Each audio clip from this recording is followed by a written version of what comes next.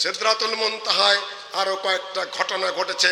আল্লাহ ইয়াগশা সিদরাতা মা ইয়াগশা, আল্লাহ নবী বলেন যে ঘাসটাকে ঢেকে নিল ফেরেশতারা, ঝাঁকে ঝাঁকে কাকের মতো অসংখ্য অগণিত লক্ষ লক্ষ কোটি কোটি ফেরেশতা সেটাকে ঢেকে নিল। কোরআন দ্বারা প্রমাণিত, হাদিস দ্বারা ব্যাখ্যাকৃত। তারপরে সেখানে দেখলাম তাহাবিল, বিভিন্ন রং বেরং আলোকসজ্জা উজ্জ্বল। এই যে ঘরে ঘরে করে রেখেছেন আলোকসজ্জা, দুনিয়ার বুকে গেলে ইসরাফ, আপনাকে জবাব দিতে হবে। অপব্যয় করবেন না। বিয়ার নামে, অনুষ্ঠানের নামে যে আলোকসজ্জা করছেন, আল্লাহর কাছে হিসাব দিতে হবে, এটা না জায়েজ। এখানে এসেও শুনেছি এই সুরিটোলা স্কুল মাঠে 2টা 3টা পর্যন্ত নাকি হলুদ অনুষ্ঠান করে তোমরা ধুরুম ধুরুম করে বাজনা বাজাও। জায়েজ নয়, জায়েজ নয় কয়েকটা কারণে। একটা অপচয়, আর একটা মুসলমানদের মধ্যে হিন্দুয়ানি সভ্যতা।